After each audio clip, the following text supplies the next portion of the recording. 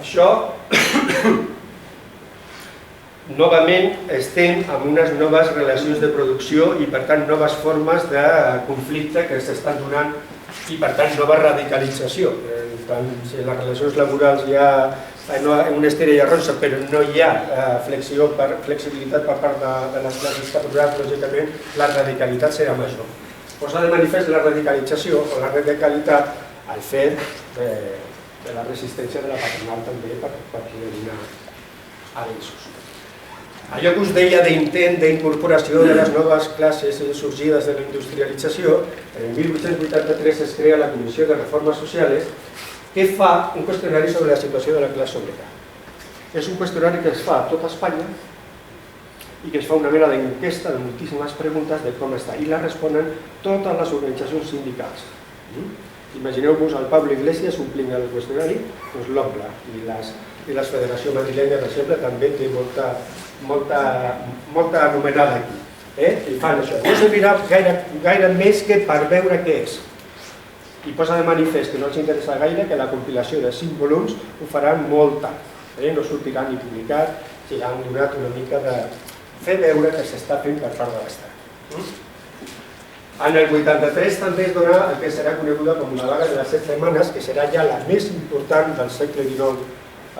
No serà la més important perquè encara ens queda una, però serà de les més importants perquè portem només unes. La de teixidors mecànics. Se reivindica la jornada de 10 hores, es reivindiquen millores salarials, serà conseqüència d'una derrota obrera perquè se tindrà una duríssima repressió. I davant d'aquesta duríssima repressió la resposta és molt dura també, per part dels obrers. Del 84 al 85, atemptats amb dinamita als domicilis dels fabricants. Perquè us imagineu la repressió com ha estat de dura perquè la resposta sigui tan dura. Els patrons creen la invalidez i fomento de la indústria, serà coneguda popularment com la invalidez, però molt més popularment com la caixa dels morts. Perquè és una entitat creada pels patrons, allò que se'n deia organismes grocs, creada pels patrons amb la intenció de frenar la conflictivitat obrera, d'aigualir la conflictivitat, de frenar-la. Va durar finals de segle. El 1904 ja havia desaparegut, perquè les crítiques que es va rebre per part de l'obrera van ser furiosíssimes. La dècada del 80-90 tenim doncs un dualisme organitzatiu. Per una banda tenim les societats obreres afiliades a la Internacional que té característiques anarcosindicalistes, té ja uns 500 i pico afiliats i té una hegemonia dintre del moviment obrer local. Mentre que per una altra banda l'obrera té un sindicalisme més moderat i vinculats a les 3 classes del vapor, que és d'orientació socialista, o al periòdico El Obrero, que seria el seu portaveu. En 1884 els anarquistes locals se'n referien despectivament d'aquesta manera: los caciques del socialismo político sabadellers de l'obrera. Bé, la dècada dels 80 i del 90 es donen 2 posicions, aquestes de l'obrera, el sindicalisme moderat, i una altra de més radicalitzada, que es creen noves organitzacions, com ara seria aquesta, el Centro Libre Obrero, que serà conegut popularment com la Torradora, i que són partidaris de l'acció violenta en la dècada de 1890. Si coneixeu la dècada de finals de segle i principis de... Bueno, això arribarà fins al 23, però sobretot la dècada de finals del segle XIX serà coneguda com l'època del terrorisme anarquista. I llavors ells són partidaris de la violència. Ells pensen que el canvi de societat ha de venir a través de practicar la violència i de carregar-se a representants de... Els moderats són partidaris d'un dia de vaga el 1 de maig de 1890 i els radicals són partidaris de fer una vaga indefinida. Al final s'acaba imposant aquesta teoria i tindrem una vaga, no em puc detenir després, perquè si vulgueu us l'explico tota sencera, però amb documents i tota la història. Es declara l'estat de setge a la ciutat, hi ha 4 o 5 dies de vaga, hi ha milers de treballadors aturats, hi ha forces de la Guàrdia Civil, hi ha repressió, però ara no ho puc dir. Aquesta represa fins al 1 de maig per una banda, i penseu que en el 1890 es dona la circumstància de que el 1890 esto s'estableix a Espanya, que és conegut com el sufragi universal. No li feu cas al concepte de sufragi universal perquè sembla que tothom pugui votar. Normalment les dones no poden votar.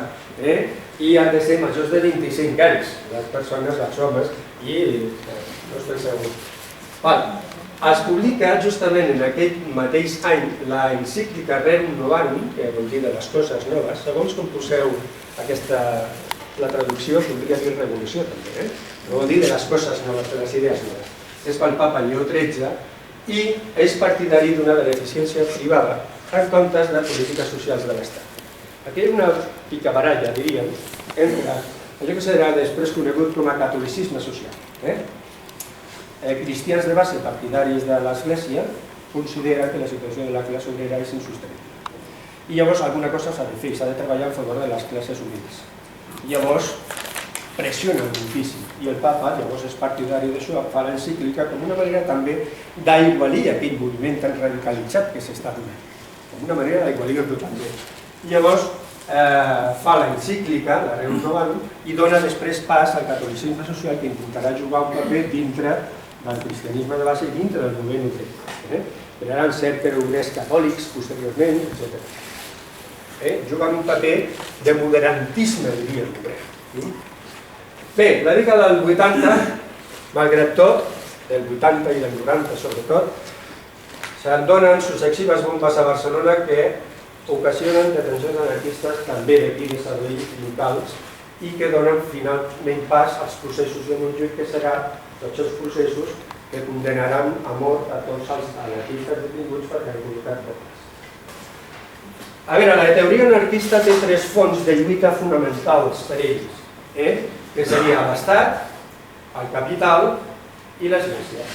Són els tres pilars d'aquesta societat que barren el pas al progrés, al desenvolupament del gènere humà, no només de la classe treballadora, sinó del gènere humà fins i tot. I llavors són els objectius que ataquen ells. Us he posat una bomba, la característica bomba Orsini, que sense, justament en el liceu, és una bomba característica de Orsini. Pesa-ho, Bé, s'atenta contra Martínez Campos. Tot això és a Barcelona. En el 93 s'atenta contra la burgesia, el liceu seria la representació de la burgesia, i al carrer Canvis Nous, que seria el Corpus de Sants, era conegut després com el Corpus de Sants, que causa 12 morts i 44 ferits. Aquesta seria una pintura d'Alcàsser, aquesta seria l'expulsió i aquesta seria el fusellament dels condemnats. Els processos de Montjuïc tenen aquest nom perquè el que fan és processar-los i ajusticiar-los a tots. A les dècades del 80 i 90 s'atenta bàsicament contra l'Estat, contra el president del govern, Antonio Cárdenas del Castillo, se'l pelaran, no s'atenta només, contra el president del govern novament en 1904 i en 1910, Antonio Maura, dels conservadors, aquí a Barcelona també sortirà il·lès, i el dia de la boda del rei Alfons XIII, el dia de la seva boda, un anarquista local de Sabadell, Mateu Morral, llançarà una bomba amagada en un ram de flors de 54 pis al Parc de la Carrossa i causarà 28 morts i 100 ferits. Es dona la circumstància que a França, justament el dia 30 de maig de 1905, al rei li havien llançat una bomba a París també, de la qual també va sortir il·lès. A les dues. Dècada del 10 al 23, nous atemptats. 1912 contra José Canalejas, que és president del govern, el mataran, i el 1921 contra Eduardo Dato, que també el mataran. Que tenim l'assassinat de diversos presidents del govern al llarg de tot el període, un període d'uns 30 anys. Bé, a la dècada del 80-90, finals del 19, l'Obrera reuneix ja el sindicalisme i aplega ja pràcticament tot el sindicalisme local. Es constitueix la que serà després ja també coneguda com la més important associació obrera sabadellenca des que es crea a finals del segle XIX, 98, fins que desapareix en el 36 ja en la més important de totes. És en posicions del sindicalisme revolucionari, té un òrgan de premsa que es diu El Trabajo, que surt cada 15 dies, i ho vi mensual allà, però allà llavors volien dir que era 15 anys en realitat. En el 1903 adopta el nom de Federació Local de Sabadell. i aplega a sectors de la llana i del cotó. Això és com a conseqüència d'un congrés que s'ha fet a Badalona i des de llavors, allà es crea aquest congrés, un canvi estratègic en les posicions del sindicalisme. Fins ara el que teníem eren societats d'ofici. Totes aquestes societats d'ofici podien formar part d'aquell local dintre del sindicat, de la federació de sindicats i de societats, però eren societats d'ofici. Teníem fusters, teníem rajolers, teníem ebanistes, teníem teixidors, però eren separats. I el que es persegueix ara és una altra cosa. És una unificació de ram, d'indústria. Això no vindrà fins al 1918, no vindrà i es consolidarà ja fins al 1918 amb els sindicats dels únics de la CNT. Però ja ara, en el 1903, ja s'està posant de manifest. Aquesta federació es crea, en el 1903, la Federació Sabadellenca d'Obrers de l'Art Fabril. Ja no és teixidors mecànics, ja no és teixidors de mecànics de la llana o del cotó, ja és de tot l'art fabril. Aquesta seria l'idea. No s'espanteu. Aquesta seria l'organització que tenim a finals de segle de la Federació Obrera Sabadellenca. Us ho poso aquí perquè veieu la importància que té d'un munt de societats obreres, societats de tota mena, i el nombre de socis que tenia. Però el que m'interessa és que veieu que el seu òrgan de premsa, el Trabajo, té una tirada de 2.000 exemplars a tombants de segle.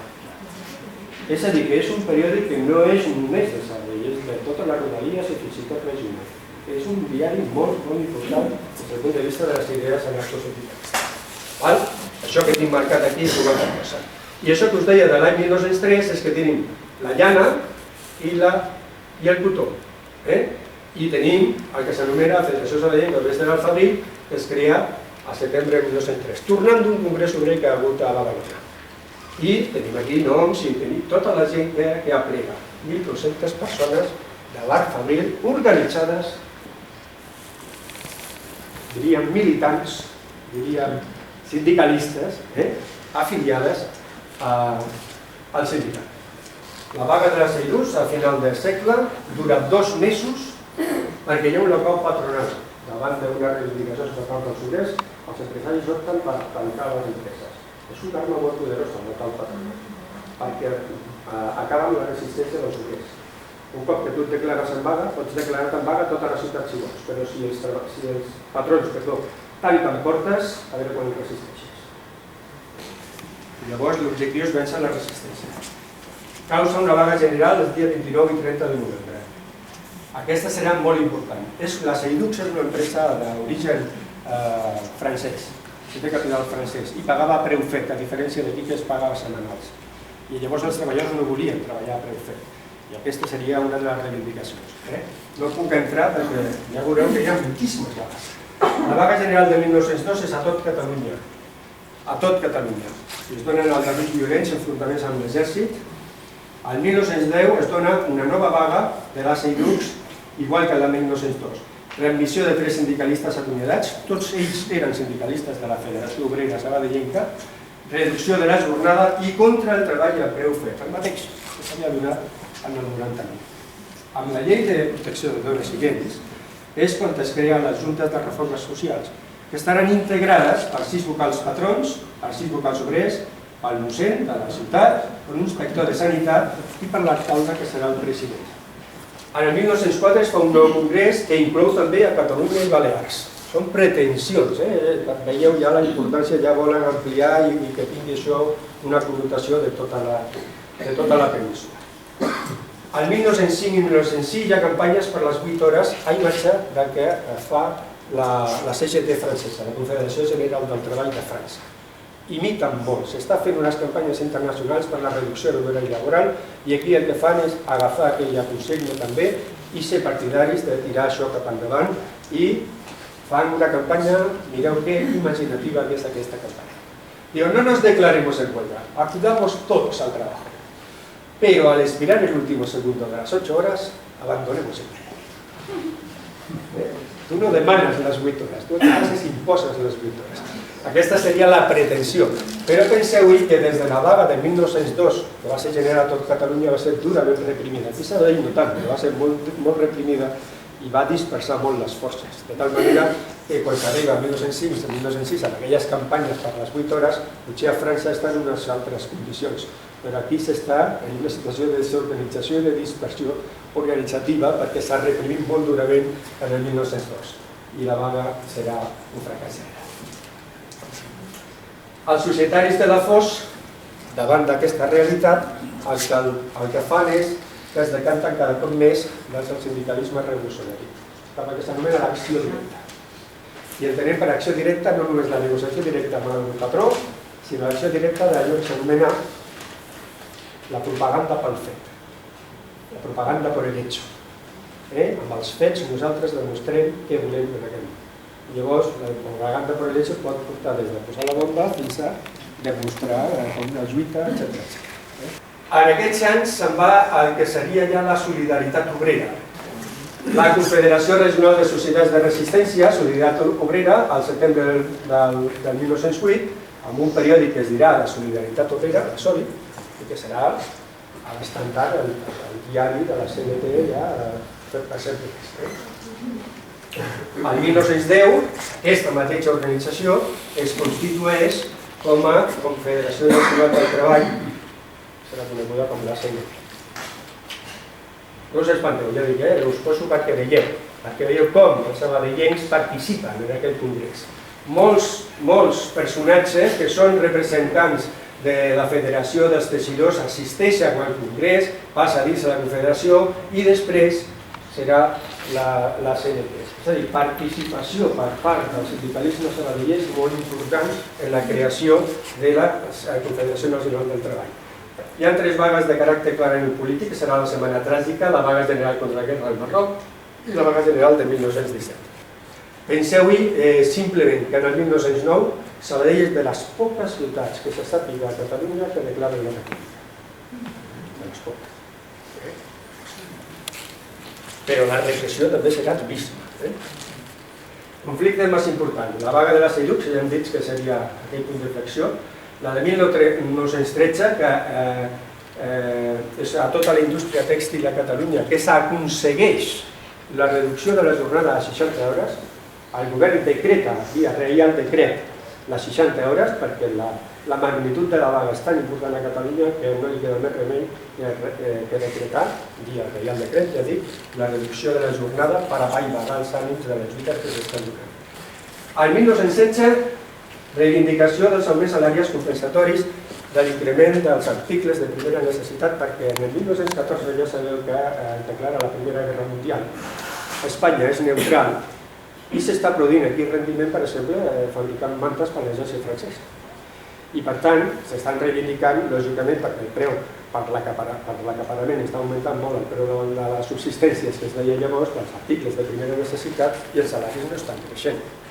I llavors, que ja és 14, 15, 16, 17, 18, contínuament vagues, reclamant l'augment. I la patronal concedeix augments transitoris, li diu.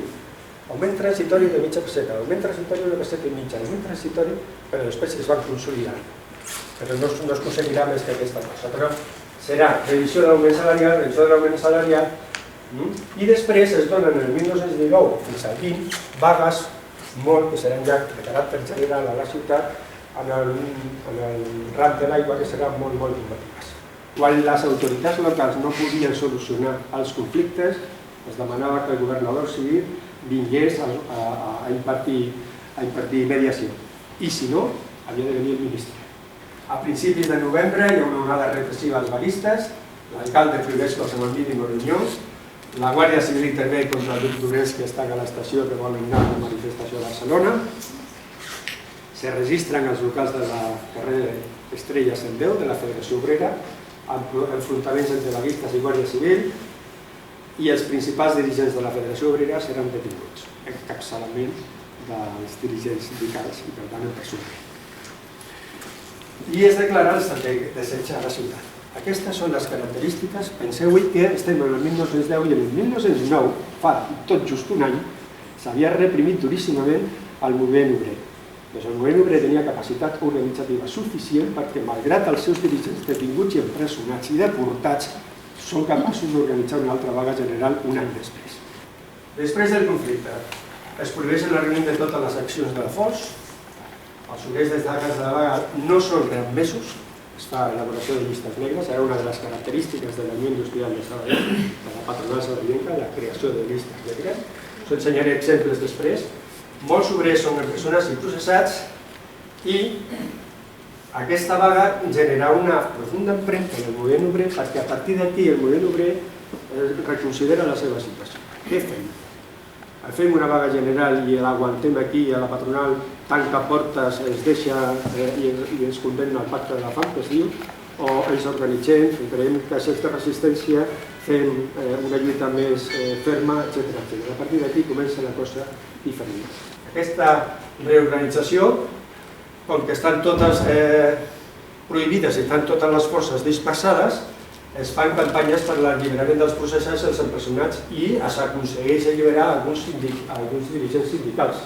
És possible que us sonin alguns d'ells, sobretot aquest i aquest. El brollador o el Magí Mercè, són molt dirigents anarquistes molt importants a la ciutat.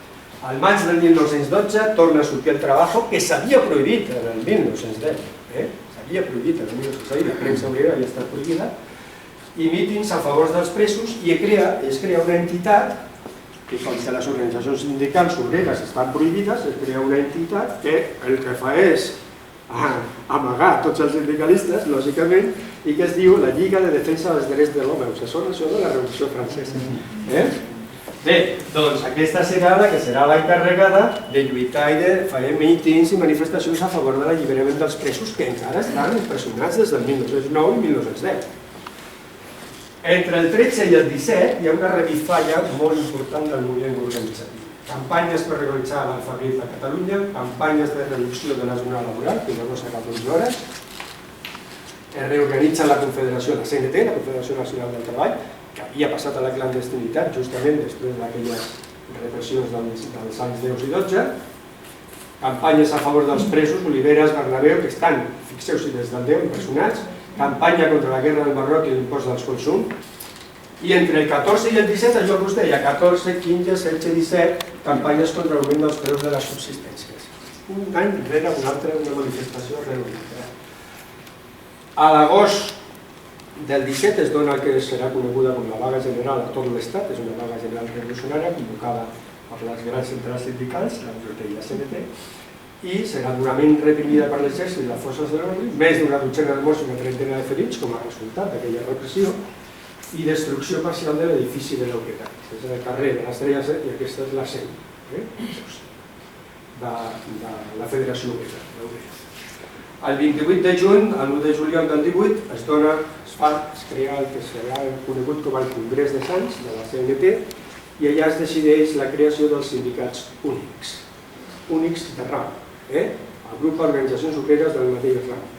Jo us deia allà del 1903 que s'havia intentat posar en marxa i que algunes s'havien aconseguit, que s'havia creat aquí la Federació de Sabadell, aquí ara ja es fa el CEPRIS. Els delegats sabadellencs portaven la representació de 2.800 afiliats a aquell congrés. Al gener hi ha la vaga de la canadenca. Què ens està dient això? Que tenen una força bestial. Una força bestial. Està dient, aquí té les bases i si demà no les tenim, declarem vaga general.